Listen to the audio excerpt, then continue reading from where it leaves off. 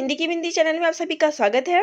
तो दोस्तों, आज के इस वीडियो में हम बात करने वाले हैं एनसीईआरटी क्लास 11 के क्वेश्चन आंसर को, क्योंकि परीक्षाएं आपकी काफ़ी करीब आ गई है।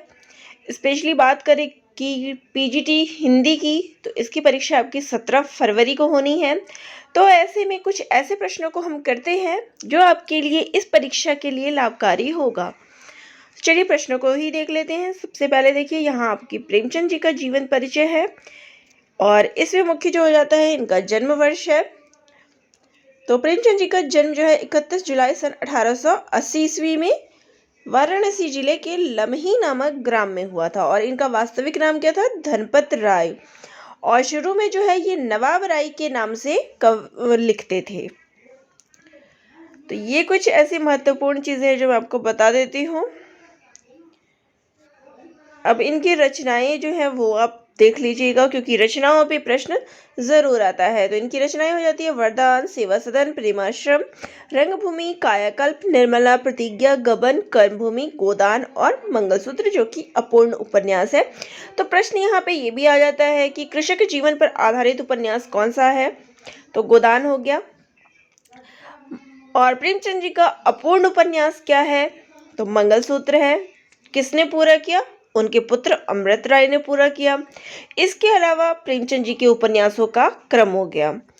इनकी कहानियां जो है वो देख लीजिएगा, और इनकी कहानियां किसमें संकलित है? मानसरोवर के 8 भागों में ये संकलित है। इनके द्वारा नाटकों के बारे में भी पूछ लेते हैं। तो इनके नाटक है करबला, संग्राम और प्रेम की वेदी। और यहाँ जो आपको दिया गया है वो है दूध का दाम कहानी। तो चलिए इसके प्रश्नोत्तर को ही हम करते हैं। तो बाबू महेशनाथ अपने गांव के क्या थे? तो इसका सही उत्तर है जमींदार। अगला प्रश्न है, बाबू महेशनाथ की कितनी बेटियां थी? तो उनकी 3 बेटियां थी। अगला प्रश्न है, चौथी संतान के जन्म के समय बाबू महेशनाथ ने किसे बुलाया? तो इसका उत्तर है भूंगी को। अगला प्रश्न है, भूंगी का अपना बेटा कितने महीने का था? तो वो था 3 महीने का।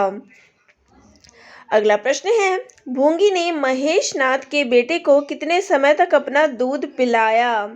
तो 1 वर्ष तक। अगला प्रश्न है, भूंगी को दान दक्षिणा में कितनी साड़ियां मिली? तो इसका सही उत्तर है 2। अगला प्रश्न है, भूंगी के पति का नाम क्या था? तो इसका नाम था गूदड़।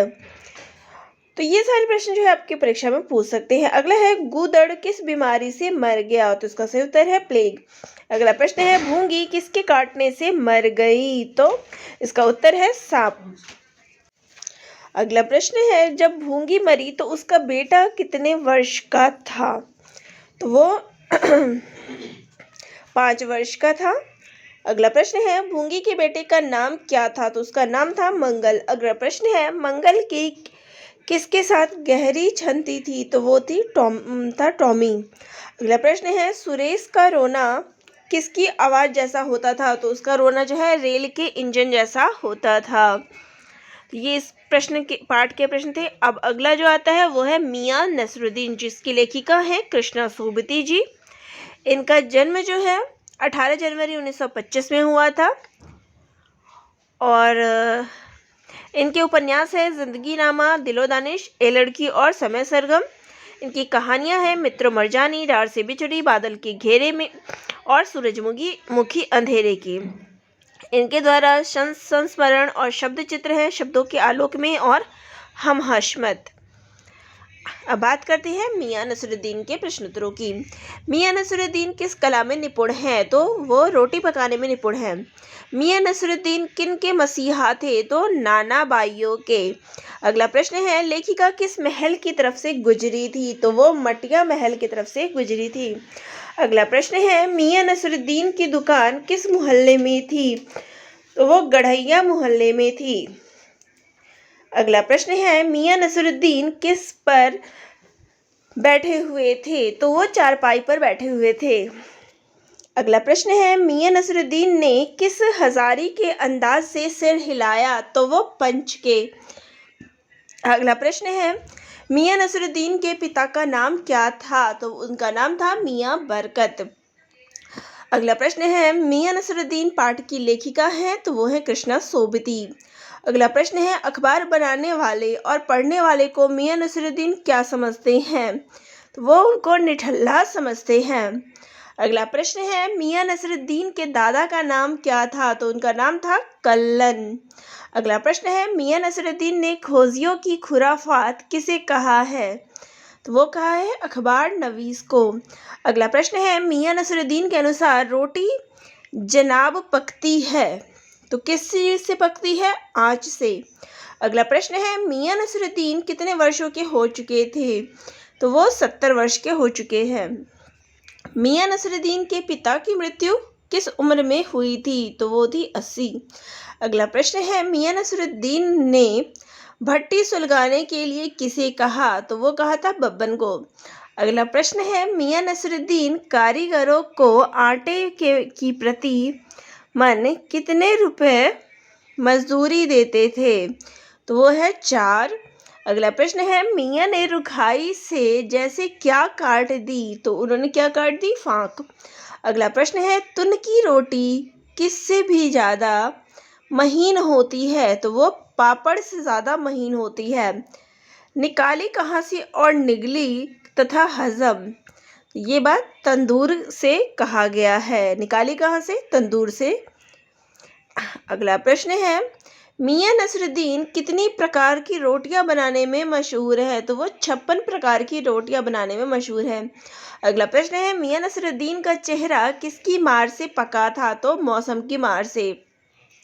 पेशानी किसे कहते हैं? तो पेशानी जो है माथे को कहते हैं। रंगरेज क्या होता है? कपड़ा रंगने वाला। अगला है, शीरमाल क्या है? तो शीरमाल जो है वो रोटी है। अगला जो टॉपिक आता है या पाठ है वो है अपू के साथ 2.5 साल और इसके लेखक है सत्यजीत राय। इनका जन्म जो है 1921 में पश्चिम बंगाल कोलकाता में हुआ था। तो चलिए अब पाठ के प्रश्नों को ही देखते हैं। अपू के साथ 2.5 साल पाठ के लेखक कौन है? तो सत्यजीत राय। सत्यजीत राय का जन्म कब हुआ था? 1921 ईस्वी में। सत्यजीत राय का जन्म कहाँ हुआ था? तो कोलकाता में। भारत सरकार ने सत्यजीत राय को किस सम्मान से सम्मानित किया? तो वो है भारत रत्न। सत्यजीत राय की प्रसिद्ध हिंदी फिल्म है तो उनकी फिल्म है सदगति। सत्यजीत राय द्वारा निर्देशित पहली बंगला फिल्म कौन सी है? तो वो है पथेर पांचाली। अगला प्रश्न है, अपू के साथ 2.5 साल साहित्य की कौन सी विधा में लिखा पाठ है? तो ये संस्मरण विधा में लिखा गया है। अपू के साथ 2.5 साल संस्मरण किस फिल्म के अनुभवों से संबंधित है? तो वो है पथेर पांचाली। अगला है, पथेर पांचाली फिल्म की शूटिंग का काम कितने साल तक चला? तो 2.5 साल तक। अगला प्रश्न है, पथेर पांचाली की शूटिंग के समय लेखक के पास पर्याप्त क्या नहीं था? तो वो पैसा। अगला है, अपू की भूमिका के लिए कितने वर्ष का लड़का नहीं मिल रहा था? तो 6 वर्ष का। नाजुक आवाज में बोलने वाले का नाम था, उसका नाम था टिया। कौन सा बनर्जी पथेर पांचाल में अपू बना? तो वो है सुबीर। अगला प्रश्न है, इंदिरा ठाकुरन की भूमिका निभाने वाली चुन्नी बाला देवी कितने वर्ष की थी? तो वो 80 वर्ष की थी। पॉलसेट गांव कोलकाता से कितने किलोमीटर दूर था? तो 70 किलोमीटर। दुर्गा के पीछे दौड़ते हुए अपू किन फूलों के वन में पहुंचता है? तो वो काश के वन में पहुंचता है। फूलों की भूमिका के लिए कितने कुत्तों से काम लिया गया? फूलों की भूमिका निभाने के लिए 2 कुत्तों से काम लिया गया। अपू की माँ का नाम क्या है? तो वो है सर्वजया। शूटिंग की दृष्टि से कौन सा गांव अधिक उपयुक्त था? तो वो था बोडाल। अगला है, भूपेन बाबू क्या देखकर सहम गए थे? तो सांप। हिटलर कहाँ का तानाशाह था? तो जर्मनी। चर्चिल किस देश के प्रधानमंत्री थे? तो ब्रिटेन। अब्दुल गफ्फार खान को किस गांधी के नाम से जाना जाता है? तो सीमांत गांधी। राजकीय मुद्दों पर भाषण देने वाला इनका पड़ोसी था एक, वो था धोबी। सुबोध दा किस बीमारी से ग्रस्त थे? तो मानसिक बीमारी से। अगला जो पाठ है वो है विदाई संभाषण, जिसके लेखक है बाल मुकुंद गुप्त जी। इनका जन्म जो है 1865 ईस्वी में हुआ था। तो इनकी जो रचनाओं की बात की जाए तो शिव शंभू के चिट्ठे, स्फुट कविताएं, निबंधावली, चिट्ठे और खत, ये सारी इनकी रचनाएं हैं। अब प्रश्न की बात कर लेते हैं। विदाई संभाषण पाठ के लेखक कौन है? तो इसके लेखक है बाल मुकुंद गुप्त जी। बाल मुकुंद गुप्त का जन्म कब हुआ था? तो 1865 ईस्वी में। बाल मुकुंद गुप्त का जन्म कहाँ हुआ था? तो गुड़ियानी में।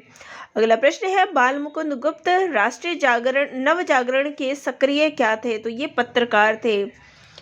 बाल मुकुंद गुप्त का निधन हुआ था तो 1907 ईस्वी में। अगला प्रश्न है, आप इस देश से अलग होते हैं, इसका आशय क्या है? यहाँ से भगाए जाते हैं। अगला प्रश्न है, लेखक के अनुसार वायसराय और इस देश के निवासियों के बीच कोई कौन सी शक्ति है? तो वो है तीसरी। लॉर्ड कर्जन भारत में कितनी बार आए थे? तो 2 बार। बिछड़ने के समय वैर भाव छूटकर किस रस का आविर्भाव होता है? तो वो है शांत रस। लॉर्ड कर्जन दूसरी बार भारत आने पर कहाँ उतरे थे? तो वो है बम्बई। लॉर्ड कर्जन इस देश में क्या फैला चले हैं? तो वो है अशांति। लॉर्ड कर्जन ने भारतवासियों को गर्म तवे पर किसके समान नचाया? पानी की बूंदों की भांति। लॉर्ड कर्जन और उनकी लेडी की कुर्सी किसकी थी? तो वो थी सोने की बनी हुई। जुलूस में लॉर्ड किस पर सवार थे? तो वो है हाथी पर सवार थे। लॉर्ड ने किस लाट के मुकाबले पटकनी खाई थी? तो वो है जंगी। कितने करोड़ प्रजा के कहने पर लॉर्ड ने ध्यान न देकर बंग विच्छेद किया? तो वो है 8 करोड़। जिसके हाथ में संचालन की बागडोर हो वह क्या कहलाता है? तो वह सूत्रधार कहलाता है। लॉर्ड की जिद किससे भी बढ़कर थी? तो वो नादिर से बढ़कर। नादिर शाह। दिल्ली में कत्लेआम किसने किया था? तो वो नादिर शाह ने किया था। अगला प्रश्न है, जार शब्द किस देश के तानाशाहों के लिए प्रयुक्त होता है? तो वो है रूसी। अगला जो विषय है वो है गलता लोहा, जिसके लेखक है शेखर जोशी जी। चलिए इसके प्रश्नोत्तर ही कर लेते हैं। मोहन के पैर अनायास ही किस टोली की ओर मुड़ गए? तो वो है शिल्पकार टोले की ओर। अगला प्रश्न है, मोहन के मन में किसकी ऑफर की अनुगूंज शेष थी? तो वो है धनराम। धनराम क्या काम करता था? तो लोहार का। निहाई किस चीज का बना ठोस टुकड़ा होता है? तो ये लोहे का बना टुकड़ा होता है। मोहन के पिता का नाम क्या था? तो वो है वंशीधर। वंशीधर ने कहाँ जाकर चंद्रदत्त जी के लिए रुद्री पाठ करना था? तो गणनाथ जाकर। कितने मील की सीधी चढ़ाई अब वंशीधर के बूते की बात नहीं थी? तो वो है 2 मील। मोहन हंसुए की धार बनवाने के लिए किसके पास जाता है? तो वो धनराम के पास जाता है। मोहन के प्रारंभिक विद्यालय के अध्यापक कौन थे? तो वो थे त्रिलोक सिंह। किसकी दुकान से हुक्के का आखिरी कश खींचकर मास्टर जी विद्यालय आते थे? तो वो है गोपाल सिंह। गलता लोहा पाठ के लेखक हैं शेखर जोशी जी। इनका जन्म जो है वो हुआ था और इनका जन्म हुआ था 1932 ईस्वी में। शेखर जोशी को कौन सा सम्मान मिला था? तो वो है पहल। धनराम को मास्टर जी की किस चीज का डर लगा रहता था? तो वो है छड़ी का। मास्टर त्रिलोक सिंह का चहेता शिष्य कौन था? तो वो था मोहन। धनराम ने किस कक्षा तक विद्यालय का मुंह देखा था? तो वो है 3री कक्षा तक। वंशीधर ने मोहन को पढ़ने के लिए लखनऊ किसके पास भेजा था? रमेश के पास। रमेश मोहन को क्या समझता है? तो नौकर समझता है। मोहन ने कहाँ तक पढ़ाई की? तो उसने 8वीं तक पढ़ाई की। मोहन धनराम से किस पर धार लगवाने गया? तो हंसुए पर। मोहन की आंख में किसकी चमक थी? तो सर्जक की। 8वीं कक्षा की पढ़ाई के बाद मोहन को कहाँ भर्ती कराया गया? तो वो तकनीकी स्कूल में। अगला प्रश्न है, धनराम ने जब वंशीधर से मोहन के बारे में पूछा तो उन्होंने उसे कहाँ काम करते हुए बताया? तो सेक्रेटरिएट में। अगला है स्पीति में बारिश, जिसके लेखक है कृष्णनाथ जी और इनका जन्म वर्ष है सन 1934 ईस्वी। चलिए इसके प्रश्न को करते हैं। सन 1960 ईस्वी में लाहौल स्पीति को किस राज्य का एक जिला बना दिया गया? तो वह है पंजाब का।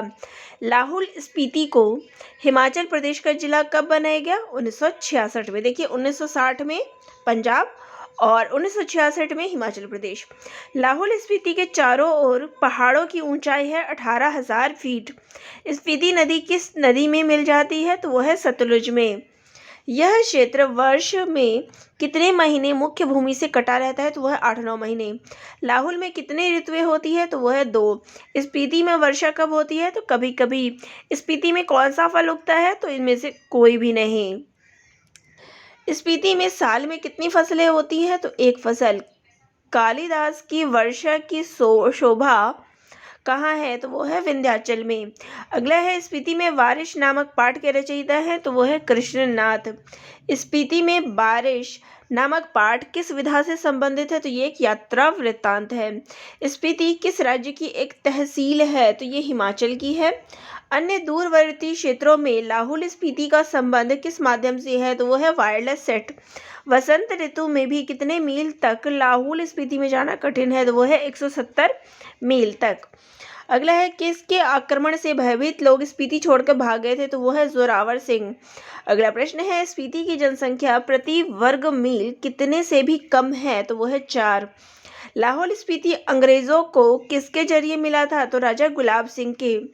लद्दाख मंडल के दिनों में स्पीति का शासन कौन चलाता था? तो वो है नोनो। मध्य हिमालय किसकी पहुंच से परे है? तो वह है मानसून। ओ मणि पद में हूँ किनका मंत्र है? ये बौद्धों का मंत्र है। संसार और दूसरा क्या अर्थ कर रहे हैं? तो ये क्या है? निर्माण। लेखक के अनुसार ऊंचाइयों से होड़ लगाना क्या है? तो ये मृत्यु है। अगला है, कालिदास ने वर्षा का वर्णन किस रचना में किया है? तो वो उन्होंने ऋतुसंहार में किया है। लाहौल स्पीति में सुखद संयोग किससे माना गया है? तो वह वर्षा को माना गया है। अगला पाठ है रजनी, जिसकी लेखिका है मन्नू भंडारी। इनका जन्म वर्ष है सन 1931 ईस्वी। तो इसके प्रश्न करते हैं, रजनी की लेखिका कौन है? मन्नू भंडारी। रजनी किस विधा से संबंधित है? तो ये एक पटकथा है। लीला ने मंगवा रखी थी, तो उसने केसरिया रसमलाई मंगवाई थी। अमित के गणित में कम नंबर आए थे ट्यूशन ना लेने पर। मैथ्स के सर थे, तो इसके सर थे मिस्टर पाठक। लीला 2 गिलास में क्या लेकर आई थी? तो वह है शिकंजी। अमित को मैथ्स में कुल कितने नंबर मिले थे? तो वह है 72। रजनी के पति घर क्या भूल गए थे? तो वो फाइल भूल गए थे। रजनी के द्वारा भेजी गई स्लिप कहाँ थी? तो वो चपरासी के जेब में थी। बोर्ड प्राइवेट स्कूलों को मान्यता देने के बाद कितनी ग्रांट देता है? तो वह 90%। रजनी ने किसे इशू उठाने के लिए कहा था? तो उसने संपादक को इशू उठाने कहा था। किस तारीख को पेरेंट्स की एक मीटिंग होनी तय हुई थी? तो 20 को। रजनी रसमलाई किसके मुंह में डालती है? तो अमित के। I am very proud of you किसने कहा था? तो उसके पति ने। अगला है, रसोई से हाथ पोंछते हुए कौन निकलती है? तो वो है शीला। बहुत मेधावी बच्चा है अमित के लिए बात किसने कही थी? रजनी ने। पाठक सर से कुल कितने लड़के ट्यूशन लेते थे? तो 22 लड़के। अब रजनी कोई और मुसीबत न खड़ी करे, ये किसका कथन है? लीला का। शिक्षा के क्षेत्र में फैली इस दुकानदारी को तो बंद होना ही चाहिए, किसका कथन है? संपादक का। संपादक किसके द्वारा राइट ऑफ फ्लैश करवाएगा? तो पीटीआई के द्वारा। पीटीआई। अब अगला है, मीटिंग में प्रस्तुत प्रस्ताव को ज्यों का त्यों किसने स्वीकार कर लिया? तो बोर्ड ने। अगला प्रश्न है, निर्देशक ने नई शिक्षा प्रणाली पर क्या ऑर्गेनाइज किया? तो वो है सेमिनार्स। डायरेक्टर के दफ्तर में रजनी की स्लिप कहाँ थी? तो चपरासी के जेब में। रजनी में कितने हृदय हैं? तो 7। रजनी को अपने घर में ही किसकी सुगंध आई थी? तो केसर की। अगला जो पाठ है वो है जामुन का पेड़, जिसके लेखक हैं कृष्णचंद्र। इनका जन्म हुआ था 1914 ईस्वी में। चलिए इसके प्रश्न करते हैं। जामुन का पेड़ कहानी किसके द्वारा रचित है? तो कृष्णचंद्र के द्वारा। ये किस प्रकार की कथा है? हास्य व्यंग। सेक्रेटेरिएट के लॉन में कौन सा पेड़ गिरा था? तो वो है जामुन का। किसने पहली बार देखा कि जामुन की पेड़ के नीचे एक आदमी दबा पड़ा था? तो माली ने। किसने कहा कि पेड़ के नीचे दबा आदमी निकाला जा सकता है? तो ये बात माली ने कही थी। पेड़ किस विभाग से संबंधित था? तो ये कृषि विभाग से। पेड़ के नीचे दबे व्यक्तियों को किसने खाना खिलाया था? तो माली ने। पेड़ आदमी के शरीर पर किस जगह गिरा था? तो कूल्हे पर। यदि पेड़ नहीं काटा जा सकता तो इस आदमी को ही काट दो, ये बात किसने कही थी? मनचले ने। अगला प्रश्न है, मेडिकल डिपार्टमेंट ने जांच के लिए किसे भेजा था? तो सर्जन को। दबा हुआ व्यक्ति पेशे से क्या था? तो वो एक कवि था। कवि का उपनाम क्या था? तो उसका नाम था ओस। कवि की नव प्रकाशित रचना का नाम क्या था? तो ओस के फूल। कवि के मर जाने के बाद किसे वजीफा दिया जा सकता था? तो पत्नी को। सारी अंतर्राष्ट्रीय जिम्मेदारी किसने अपने सिर पर ले ली थी? तो प्रधानमंत्री ने। रात को बड़े जोर का क्या चला था? तो झक्कड़। बेचारा जामुन का पेड़ कितना फलदार था, ये किसका कथन है? तो क्लर्क का। अगला प्रश्न है, तुम्हारी फाइल चल रही है, उम्मीद है कल तक फैसला हो जाए, ये कथन किसका है? तो माली का। दबा हुआ आदमी कवि है, इसलिए फाइल का संबंध किस विभाग से माना गया? तो कल्चरल। पेड़ काटने का अंतिम आदेश किसने दिया? तो ये दिया था प्रधानमंत्री ने। अगला जो पार्ट है वो है भारत माता, जिसके लेखक है पंडित जवाहरलाल नेहरू। इनका जन्म है सन 1889 ईस्वी। चलिए अब इनकी प्रश्नोत्तर कर लेते हैं। भारत माता किसके द्वारा रचित पाठ है? तो ये जवाहरलाल नेहरू के द्वारा रचित है। यह पाठ हिंदुस्तान की कहानी का कौन सा अध्याय है? तो 5वां अध्याय है। भारत किस भाषा का शब्द है? तो ये संस्कृत भाषा का शब्द है। खैबर दर्रा किस दिशा में है? तो ये उत्तर पश्चिम दिशा में है। कन्याकुमारी किस दिशा में है? तो ये दक्षिण दिशा में है। सबसे अधिक प्रश्न कौन पूछते थे? तो किसान। भारत माता दरअसल क्या है? तो करोड़ों देशवासी। किसने यह उत्तर दिया था? भारत माता से उनका मतलब धरती से है, तो ये बात जाटों ने कही थी। महदूद नजरिया कैसा होता है? तो ये सीमित होता है। यकसा क्या होता है? एक समान। किस सन के बाद आर्थिक मंदी पैदा हुई थी? तो 30 के बाद। जवाहरलाल नेहरू भारत के पहले क्या थे? तो वो प्रधानमंत्री थे। नेहरू जी बच्चों के बीच में किस रूप में जाने जाते हैं? तो चाचा के रूप में। नेहरू जी का जन्म किस सन में हुआ था? 1889 ईस्वी में। इनकी मृत्यु कब हुई थी? 1964 ईस्वी में। अगला पार्ट है आत्मा का ताप, जिसके लेखक हैं सैयद हैदर रजा। इनका जन्म हुआ था 22 फरवरी 1922 ईस्वी में। इनकी रचना को देखते हैं, प्रश्नोत्तरों को। आत्मा का पाठ, इसके रचयिता है सैयद हैदर रजा। आत्मा का ताप साहित्य की किस विधा से संबंधित है? आत्मकथा। कहाँ के स्कूल में लेखक ने अपनी कक्षा में प्रथम स्थान प्राप्त किया? तो नागपुर के स्कूल में। लेखक कहाँ ड्राइंग का अध्यापक बन गया था? तो गोंदिया में। जे स्कूल ऑफ आर्ट्स में अध्ययन के लिए मध्य प्रांत की कौन सी छात्रवृत्ति प्राप्त हुई थी? तो सरकारी। अगला प्रश्न है, सरकार ने कहाँ ड्राइंग अध्यापक देने की पेशकश की थी? तो अकोला में।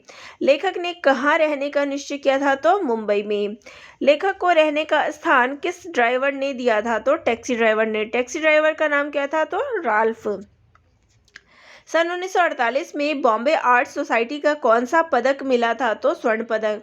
किस सरकार ने लेखक को छात्रवृत्ति दी थी? तो फ्रांस ने। रूडोल्फ वैन लेडन की कला समीक्षा कहाँ छपी थी? तो टाइम्स ऑफ इंडिया में। रजा के दोनों चित्र कितने रुपए के बिके थे? तो 40-40 रुपए के। लेखक कब जे स्कूल ऑफ आर्ट्स का नियमित छात्र बना? तो 1947 में। लेखक फ्रांस के लिए किस महीने में निकला? तो सितंबर में। चित्रकला किसकी आवाज है? तो ये अंतरात्मा की आवाज है। किसमें कहा गया है जीवन में जो कुछ भी है तनाव के कारण है? तो ये बात गीता में कही गई है। अगला है, लेखक ने एक्सप्रेस ब्लॉक स्टूडियो में किस पद का कार्यभार किया? तो उसने डिजाइनर का काम किया। प्रोफेसर वॉल्टर लैंगहैमर किस अकादमी के प्रोफेसर थे? तो वे वेनिस के प्रोफेसर थे। लेखक के पिता का देहांत कब हुआ? तो 20 मई 1948 में। सन 1948 में लेखक ने कहाँ जाकर चित्र बनाए थे? तो श्रीनगर में। हेनरी कॉर्टियाज ब्रेसा कहाँ का प्रसिद्ध फोटोग्राफर था? तो फ्रांस का। लेखक के जीवन का कहाँ का दौर जागृति का चरण था? तो बम्बई का। अब जो अगला पढ़ेंगे वो है कबीरदास। इनके प्रश्न उत्तरों को देखते हैं। एक एक हाक गढ़े सब भांडे, यहाँ भांडे शब्द किस के लिए प्रयुक्त हुआ है? तो ये जीवों के लिए प्रयुक्त हुआ है। संसार किसे देखकर लालच में पड़ जाता है? तो वो है माया। हम तो एक एक करी जाना, तो इस पद में कवि ने स्वयं को क्या कहा है? दीवाना। जैसे बाढ़ी काष्ठ ही काटे, इसमें बाढ़ी क्या है? तो इसमें बाढ़ी है बढ़ई। हम तो एक एक करी जाना। इस पद में कवि ने ईश्वर के प्रतीक के रूप में किसे माना है? तो कुम्हार को। संतो देखत जग बौराना। इस पद में कवि ने किस पर प्रहार किया है? तो आडंबरों पर। संतो देखत सब जग बौराना, इसमें बौराना क्या है? तो बावला। अगला प्रश्न है, कैतिक कहो कहा नहीं माने, सहजे सहज समाना। इसमें कौन सा अलंकार है? तो अनुप्रास। अगला है, आसन मारी डिंब धरी बैठे। तो इसमें डिंब धरना ये क्या है? तो ये आडंबर करना है। अगला प्रश्न है, आपस में दो लरी लरी मुए, मर्म न जा काहू जाना। इसमें कवि ने किसके मर्म को ना जानने की बात कही है? तो इसमें धर्म के मर्म को जानने की बात कही है कि आपस में ही लोग लड़ते मरते हैं, धर्म की बात नहीं समझते। अगला है, अज्ञानी गुरु की शरण में जाने वाले शिष्य की बाद में क्या दशा होती है? तो वह पछताता है। संतो देखत जग बौराना। तो इस पद में कवि का स्वर क्या है, कैसा है? तो विद्रोह का। मुरीद क्या होता है? तो मुरीद का अर्थ होता है शिष्य। तदबीर किसे कहते हैं? तो इसको कहते हैं उपाय को। इस्लाम धर्म की धार्मिक पुस्तक का नाम क्या है? तो वो है कुरान शरीफ। मानव शरीर का निर्माण कितने तत्वों से माना जाता है? तो 5 तत्वों से। अगला प्रश्न है, पीपर पाथर पूजन लागे। तो इसमें कौन सा अलंकार है? तो देखिए प वर्ण की आवृत्ति हो रही है, तो अनुप्रास अलंकार। अगला प्रश्न है, कबीर का जन्म कहाँ हुआ था? तो सन 1398 ईस्वी में। और इनकी मृत्यु हुई थी 1518 ईस्वी में। और इनकी मृत्यु कहाँ हुई थी? तो मगहर में। कबीर की रचना का नाम क्या है? तो इनकी रचना का नाम है बीजक, और जिसका संकलन इनके शिष्य धर्मदास ने किया था। दोजक क्या है? दोजक का अर्थ होता है नरक। संसार में सत्यवादी लोग क्या करते हैं? तो मारते हैं। अगला प्रश्न है, कैसे व्यक्ति का संसार में लोग विश्वास करते हैं? तो वो है झूठे। आचार्य हजारी प्रसाद द्विवेदी ने कबीर की भाषा को क्या है? तो कहा है तो डिटेक्टर, वाणी का डिटेक्टर कहा है। अगले है मीरा। तो मीराबाई के प्रश्न उत्तर देखते हैं। मीरा के काव्य की मूल भाषा क्या है? तो राजस्थानी। छाड़ी दई कुल की कहानी कहा करी है कोई। तो इस पंक्ति में कौन सा अलंकार है? तो इसमें देखिए क वर्ण की आवृत्ति हो रही है, तो यहाँ अनुप्रास अलंकार है। अगला प्रश्न है, कवित्री ने प्रेम बल किस जल से सींच कर बोई है? तो आंसू के जल से। कवित्री के प्रेम बेल पर कौन से फल लगे हैं? तो आनंद के फल लगे हैं। कहाँ करी है कोई, इसका आशय क्या है? कि किसी की परवाह ना करना। दधी मथी धृत काढ़ी लियो, इसका आशय क्या है? सार तत्व ग्रहण करना। जगत देखी रोई, तो इसका भाव क्या है? कि संसार में प्राणियों को मोह माया में लिप्त देखकर दुखी हो गई। मीरा किसके सामने नाचती थी? तो श्री कृष्ण के सामने। मीरा का जन्म कब हुआ था? सन 1498 ईस्वी में। मीराबाई की मृत्यु कब हुई थी? तो 1546 ईस्वी में। और इनका जन्म किस में हुआ था? तो कुड़की में। मीरा किसकी भक्त थी? तो श्री कृष्ण की। लोग मीरा को क्या कहते थे? बावरी। राणा ने मीरा को पीने के लिए किसका प्याला दिया था? तो विष का। कुटुंब के लोगों के लिए मीरा ने किस शब्द का प्रयोग किया है? तो वो है न्यात शब्द का प्रयोग। अगला जो है वो है राम नरेश त्रिपाठी जी। कवि किसके घर में कोने कोने में जी भर कर फिरना चाहता है? तो समुद्र के। निकल रहा है जल निधि, तल पर दिनकर बिंब अधूरा। कमला के कंचन मंदिर का मानो कांत अंगूरा। तो इसमें कौन सा अलंकार है? तो इसमें उत्प्रेक्षा अलंकार है। अगला प्रश्न है, लक्ष्मी की सवारी लाने के लिए समुद्र ने कैसी सड़क बनाई है? तो सोने की। निकल रहा है जल निधि तल पर, तो इसमें जल निधि का क्या अर्थ है? तो इसमें जल निधि का अर्थ है समुद्र। अगला है, सस्मित वदन जगत का स्वामी मृदु गति से आता है, तट पर खड़ा गगन गंगा के मधुर गीत गाता है। तो इसमें कौन सा अलंकार है? तो इसमें जो है गीत गाने की बात की गई है, तो क्या है? मानवीकरण अलंकार। कवि ने जगत का स्वामी किसे कहा है? तो सूर्य को। अगला है, मेरा आत्म प्रलय होता है, नयन नीर झड़ते हैं। इसमें आत्म प्रलय से क्या आशय है? तो भाव विभोर होना। कैसी मधुर मनोहर उज्जवल है यह प्रेम कहानी। कवि किसकी प्रेम कहानी को मधुर मनोहर और उज्जवल बताता है? तो वो है प्रकृति को। कवि ने प्रेम के राज्य को अतिशय क्या बताया है? तो सुंदर। अगला प्रश्न है, राम नरेश त्रिपाठी का जन्म किस सन में हुआ था? तो सन 1881 में। और जन्म कहाँ हुआ था? तो कोयरीपुर में। और इनका देहांत हुआ था 1962 ईस्वी में। इनकी रचना जो है वो है पथिक, मिलन पथिक मानसी। सूर्य के सम्मुख आकाश में कौन नृत्य कर रही है? तो वो है वारिधमाला। कवि किस पर बैठकर आकाश में विचरण करना चाहता है? तो वो है बादलों पर यानी घन पर। कैसी हवा बह रही है? तो सुगंधित। रत्नाकर के घर में कवि किस पर बैठकर फिरना चाहता है? तो वो है लहरों पर। फूल सांस लेकर सुख की आनंद महक उठते हैं, इसमें कौन सा अलंकार है? तो देखिए, फूल के सांस लेने की बात की गई है, तो मानवीकरण अलंकार। रत्नाकर क्या करता है? तो वो गर्जना करता है। हे अनुराग भरी कल्याणी कौन हो सकती है? तो ये पत्नी हो सकती है। अगले कवि हैं सुमित्रा नंदन पंत। इनकी कविता है वे आंखें। तो वे आंखें कविता पंत जी के किस दौर की कविता है? तो ये प्रगतिवादी कविता है। वे आंखें कविता में किसकी दयनीय स्थिति का वर्णन किया गया है? तो किसान का। अगला प्रश्न है, भरा दूर उनमें दारुण दैन्य दुख का नीरव रोदन। तो इसमें कौन सा अलंकार है? तो अनुप्रास। दारुण दैन्य दुख का नीरव रोदन किसकी आंखों में भरा हुआ है? तो किसान की आंखों में। किसान की आंखों में कौन से खेत लहरा रहे हैं? तो जिनसे वह बेदखल हो गया है। कारकूनो कौन होते हैं? तो जमींदार के दरिंदे कारिंदे।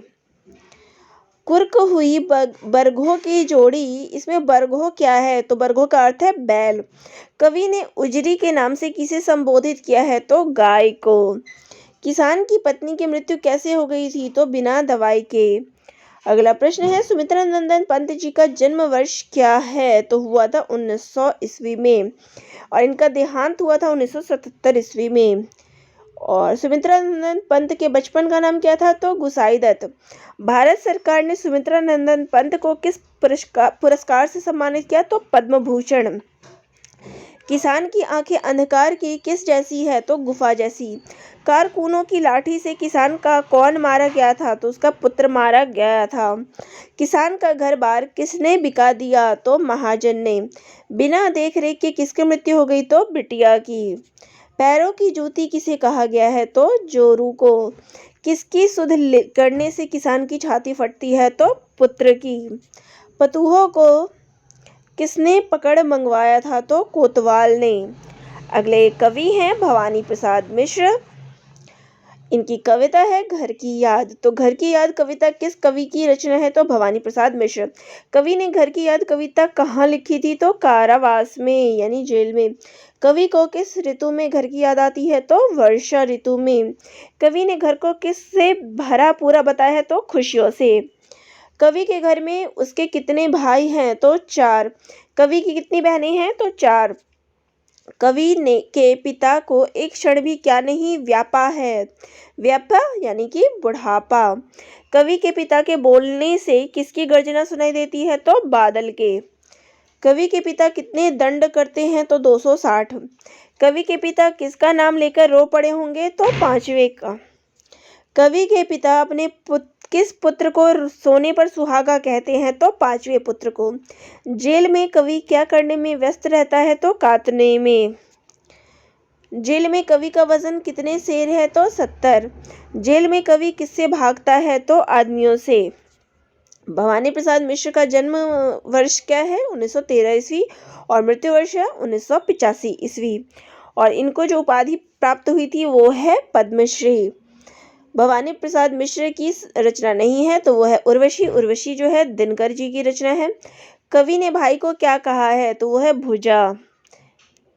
कवि ने बहन को क्या कहा है? तो प्यार। अगले कवि हैं त्रिलोचन, जिनको हम सानेट के कवि के नाम से भी जानते हैं। इनकी कविता है चंपा काले काले अक्षर नहीं चिंती। तो इसके रचयिता हैं त्रिलोचन। चंपा कौन है? लड़की। चंपा कहाँ तक पढ़ी लिखी है? तो वह अशिक्षित है। कवि को पढ़ता देख चंपा कैसे सुना करती है? तो उसको चुपचाप सुना करती है। चंपा किसकी लड़की है? तो सुंदर की। चंपा के पिता क्या काम करते हैं? तो वो एक ग्वाला है। चंपा क्या काम करती है? वह चरवाही करती है। चंपा क्या छिपा देती है? तो कलम कागज। कवि ने पढ़ाई करना किसकी इच्छा बताई है? तो गांधी जी की। विवाह के विषय में चंपा का क्या विचार है? कि वह कभी विवाह नहीं करेगी। कवि के अनुसार विवाह के बाद चंपा का पति नौकरी के लिए कहाँ चला गया? तो कोलकाता। कलकत्ते पर बजर गिरे किसने कहा था? तो ये बात चंपा ने कही है। चिन्हों के स्वर निकलते सुनकर चंपा को क्या होता है? तो उसको आश्चर्य होता है। चंपा चौपाइयों को लेकर चरवाही करने जाती है, तो इसमें क्या अलंकार है? अनुप्रास। कवि क्या गायब देखकर परेशान हो जाता है? तो कागज। हारे गाढ़े काम सरेगा, तो इसमें हारे गाढ़े क्या है? तो कठिनाई में। बालम कौन होता है? तो पति। चंपा का स्वभाव कैसा है? चंचल। चंपा ने किसे झूठा कहा है? तो कवि को। विवाह के बाद चंपा किसे अपने साथ रखेगी? तो पति को। अगले कवि हैं दुष्यंत कुमार। इनकी कविता है गजल और इसके रचयिता हैं दुष्यंत कुमार। एक घर के लिए क्या तय था? चिरागा। चिराग किसके लिए उपलब्ध नहीं है? तो शहर के लिए। मैसर शब्द है, तो मैसर जो शब्द है वो है उर्दू का। किसके साये में धूप लगती है? तो पेड़ों में। कवि कितने समय के लिए भाग जाना चाहता है? तो उम्र भर के लिए। कमीज ना होने पर पेट किससे ढक लेते हैं? तो पाँव से। निराश व्यक्ति के लिए किसकी एक किरण ही काफी है? तो आशा की। सुख न मिलने पर मनुष्य के लिए किसका सहारा ही पर्याप्त होता है? तो वो है ख्वाब। कवि समाज में परिवर्तन के लिए किसे आवश्यक मानता है? तो जनता की आवाज को। कवि किसे अपनी जुबान सिल देने के लिए कहता है? तो शासक को। बहर क्या है? तो बहर जो है गजल के छंद है। गुलमोहर में क्या विद्यमान है? तो प्रतीकात्मकता। वे मुतमईन हैं, तो मुतमईन का अर्थ यहाँ क्या है? तो आश्वस्त होना। वे मुतमईन हैं, पत्थर पिघल नहीं सकता, तो यहाँ पत्थर शब्द का प्रयोग किसके लिए प्रयुक्त हुआ है? तो शासक वर्ग के लिए, कि शासक वर्ग पिघल नहीं सकता। अगली जो रचना है वो है अक्क महादेवी की। तो वचन किसकी रचना है? तो अक्क महादेवी। अक्क महादेवी किस आंदोलन से जुड़ी है? तो शैव आंदोलन। अक्क महादेवी के दोनों वचनों का अनुवाद किस भाषा में किया है? तो वो है अंग्रेजी। अक्क देवी की प्रवृत्ति कैसी थी? तो विद्रोही। अक्क महादेवी ने विरोध किया था तो पुरुष वर्चस्व का। अक्क महादेवी किसका संदेश लेकर आई थी? तो चन्नी मल्लिकार्जुन का। कवित्री ने आग्रह किया तो इंद्रियों से। कवित्री मिलन चाहती है आत्मा परमात्मा का। नींद से मानव किसकी प्राप्ति का मार्ग भूल जाता है? तो ईश्वर प्राप्ति का। ईर्ष्या किसे जलाती है? तो मनुष्य को। कवित्री ने किसे वश में करना चाहा है? इंद्रियों को। कवित्री ने ईश्वर को कैसा फूल माना है? तो जूही का। कवित्री किसे पूरी तरह से खो देना चाहती है? तो भौतिक सुखों को। कवित्री अपने किस भाव को प्रकट करती है? तो समर्पण को। कवित्री लोभ मोह और अहंकार को चाहती है तो वो त्यागना चाहती है। अगली रचना है पाश। अगला है सबसे खतरनाक नामक कविता के रचयिता कौन है? तो अगली जो लेखक है वो है पाश। हाँ, मैंने ये रचना बोले था, पाश है। इनकी रचना है सबसे खतरनाक नामक कविता के रचयिता हैं तो वो है अवतार सिंह पाश। इनका पूरा नाम अवतार सिंह पाश है। सबसे खतरनाक मूलतः किस भाषा में लिखी गई? तो ये पंजाबी भाषा में लिखी गई। इस कविता के अनुवादक का नाम है चमन लाल। समाज में फैली खतरनाक स्थितियों का मूल कारण क्या है? तो इसका कारण है स्वयं इंसान। हर मनुष्य डैश की अंधी दौड़ में दौड़ रहा है, तो प्रगति की अंधी दौड़ में दौड़ रहा है। डैश के शोर में सही होते हुए भी दब जाना बुरा है, तो नाइंसाफी। किसकी लौ में पड़ना बुरा है? तो जुगनू की। अपने सपनों का मर जाना कैसा होता है? तो ये सबसे बुरा होता है। समय के गतिशील होने पर भी इसका रुका होना डैश है, तो ये सबसे खतरनाक है। जिसकी नज़र दुनिया को मोहब्बत से चूमना भूल जाती है वह कैसी होती है? तो वह जो है सबसे खतरनाक होती है। किसी मरने पर गाया जाने वाला गाना क्या कहलाता है? तो उसको कहेंगे मरसिया। गीदड़ करता है तो गीदड़ क्या करता है? हुआ हुआ। सबसे खतरनाक होती है तो वो होती है मेहनत की लूट। कवि की भाषा में डैश की प्रमुखता है तो वो है प्रतीकात्मकता। किसकी मार सबसे खतरनाक नहीं होती? तो वो है पुलिस की। मुर्दा शांति से भर जाना, तो इसका अर्थ क्या है? सबसे खतरनाक। कवि ने जमी बर्फ किसे कहा है? तो आँख को। रूह का अर्थ क्या होता है? तो इसका अर्थ होता है आत्मा। पाश जो लेखक हैं उनका जन्म हुआ था 1950 में। पाश कहाँ के नक्सलवादियों से जुड़े थे? तो ये बंगाल से जुड़े थे। अगले जो रचनाकार हैं वो है निर्मला पुतल जी। इनकी जो कविता है वो है आओ मिलकर बचाएं। तो ये किसके द्वारा रचित कविता है? निर्मला पुतुल। कवित्री ने किस जीवन के अनछुए पहलुओं से परिचय कराया है? तो आदिवासी के जीवन से। कवित्री ने किस समाज को बेबाकी से प्रकट किया है? तो संथाली समाज को। प्रकृति के विनाश और विस्थापन के कारण किसका समाज संकट में है? तो आदिवासियों का। अपनी बस्तियों को नंगी होने से किसकी आबो हवा से बचाना चाहिए? तो शहर की हवा से। धनुष की डोरी यहाँ किसका प्रतीक है? तो शिकार का। नाचने के लिए कैसे आंगन की रक्षा की आवश्यकता है? तो खुले आंगन की। हंसने के लिए आवश्यकता है थोड़ी सी डैश की, तो खिलखिलाहट की। रोने के लिए चाहिए तो मुट्ठी भर एकांत। बूढ़ों के लिए आवश्यक है पहाड़ों की डैश, तो शांति। यह दौर कैसा है? तो अविश्वास से भरा हुआ। मान का क्या है? तो ये हरापन। मिट्टी क्या बचाएं? तो सेंधापन। भाषा में कौन सा पन है? तो इस भाषा में जो है झारखंडी पन है। तो ये आपके कक्षा 11 एनसीईआरटी से संबंधित जितने भी टॉपिक थे उनसे संबंधित प्रश्नोत्तर थे। तो जल्दी आपको अगले टॉपिक पे भी वीडियो मिलेगा। परीक्षा से पहले आपके मैं काफ़ी सारे टॉपिक्स जो है मैं कवर करा दूंगी। तो आपको ये टॉपिक अगर अच्छा लगा हो तो कमेंट करके ज़रूर बताइएगा और सब्सक्राइब ज़रूर कर लीजिएगा। धन्यवाद।